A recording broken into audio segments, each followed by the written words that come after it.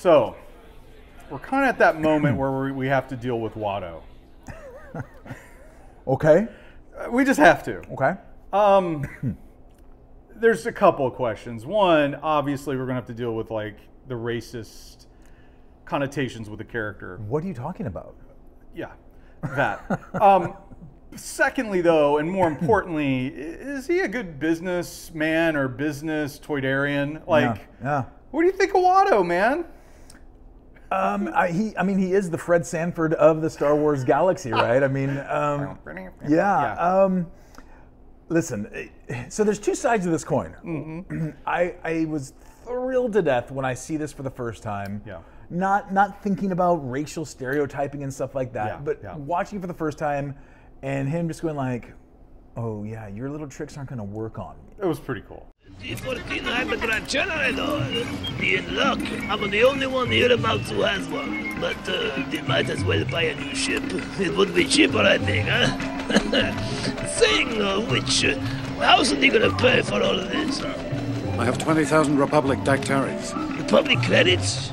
Republic credits are no good out here. I need something more real. I don't have anything else, but credits will do fine. No, they won't. Credits will do fine. No, they won't! What, you think you're some kind of Jedi waving your hand around like that? I'm a Toydarian. My tricks don't work on me. Only money. No money, no parts, no deal. And no one else has a T-14 hyperdrive, I promise you that. It was pretty cool. But here's the other side of that coin, though, right? Like, what are your thoughts on, like, Qui-Gon just manipulates the Force all throughout this movie? We're gonna like try to get a better deal. We're gonna manipulate the outcome of a dice roll. And just like so interesting that it's not up there with like cutting and serving fruit, but it's, correct. Yeah. But it's not like when Obi-Wan uses it in A New Hope. They're in serious trouble. They're in serious trouble. Yeah. Like there's some serious motive for that. Whereas it seems like he's just trying to like take a guy on Craigslist down a few bucks. So it's taken me. Give me this mountain bike for free. Exactly. Yes. It's taken me a while to get to, I guess, appreciate the character of Watto. Yeah. But I kind of like the guy. And if we were at the Phantom Menace panel at Star Wars Celebration Chicago, and one of the CGI illustrators, she said that was one of her favorite characters because she spent so much time just working on the details of that character on a screen. Yeah. So I think that there's more to this character than just kind of this like racial stereotype, and Fred Sanford Junkman thing. I think I'm not going to invite him over for the family barbecue, but nonetheless, I think he's a good businessman. I answer your question. I am so ignorant because when the movie came out, I didn't make the connotation of racism right away. I see it. I can see in the design, the shape of the face. It does align with cartoons and illustrations from the World War II era of Jewish stereotypes. Like you see that. So we have to be careful when we talk about be sensitive. Like that could be offensive to people, and I don't want to just like flippantly say no. I like the character. I find it interesting that he shows back up again in episode 2 and his life is completely fallen apart. I do like the fact that he's pretty savvy. There's a good lesson with his character. He doesn't like Qui-Gon can't pull one over on him. But Qui-Gon does pull one over on him because of his greed. And there's a really good lesson in that. And Qui-Gon still manipulates the situation. He can't straight up manipulate it with the Force.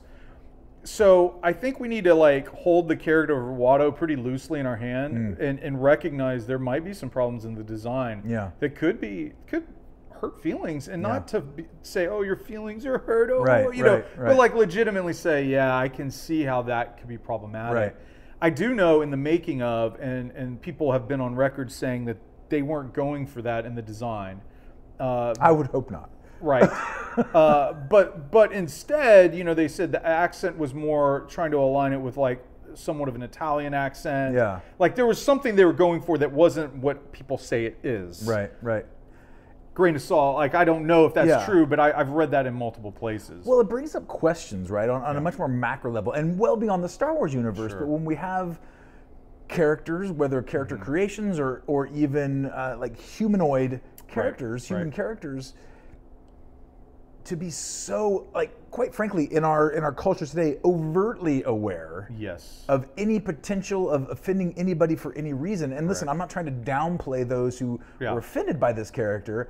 I'm simply saying, you know, here we are 20 years past this particular character, and we're now in this time frame where I don't know if I envy creators when it comes to that, because it seems it's so easy for someone to latch onto something that's completely unintended. Sure. And absolutely, I mean, we've seen careers destroyed over lesser. Totally lesser. So it's from a creation standpoint, it's fascinating to see. Yeah, yeah. And I don't envy what they have to go through as far as the roundtable discussions about creature creation because of it. Yeah, and look, Jar Jar, what Jar Jar is in terms of a digitally created character and the performance by Ahmed Best, like, those are really fascinating things. And not only that, it's well done, and especially in the life of film, like what they did with that character, whether you like it or not, it did usher in digital characters more into the mainstream. Absolutely. I do, though, like the design performance of Sebulba, who we're going to talk about in a future episode. Yeah. And I like Watto. The design, like the animating of these characters. Right.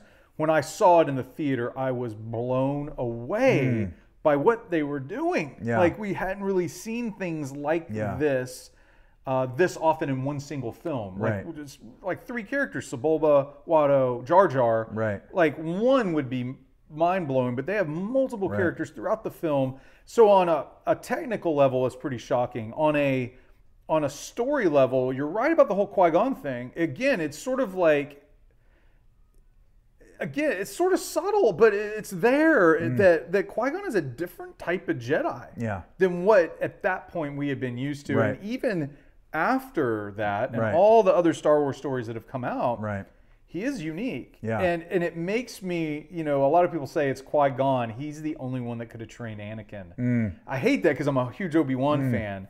But it makes me go, it seemed like he had the right temperament, personality to deal with fruit slice and Anakin Skywalker, right? You know, like he could have worked with him and go, I get it, you know, I manipulate the shit out of people all the time. That's why you're here, boy. But, you know, it's just like, it's so, you have multiple things going on in the scene, and it's just a couple minutes. It's like the 33, 34-minute mark of The Phantom Menace. But Qui-Gon, again, is using the Force to just go through life. Yeah. I don't want to use the term gray, but he's definitely, he's not an Obi-Wan who's really by the book. And in the novel that Claudia Gray wrote, Master and Apprentice, you see those differences in personalities, and it really helps The Phantom Menace, that novel. And, you know, Obi-Wan's like, by the book, by the rules, like straight and narrow at times. And then Qui-Gon's just like, doing whatever. And again, we see it here. And looking at Star Wars, looking at Qui-Gon, he's one of the most interesting Jedi to me.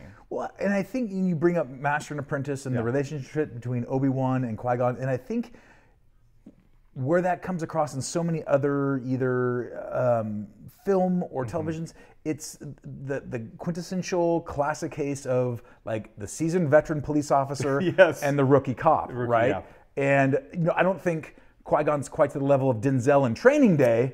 Not quite. But it is interesting, and you touched on this, is here in this scene, we have, for the first time, we're introduced to like a Jedi that is not completely what we would classify as like honorable. Yeah. We're just like, wait, what? Yeah. Wait, you just did that? Wait, you did that? You did that? Like, does it often throughout the film. And so it's, I think from an introduction of, who are the Jedi again? Yeah. And are they not these like holy space monks? It's really kind of intriguing to look at it from that angle. Absolutely. Yeah. And there'll be more of Qui-Gon in future episodes.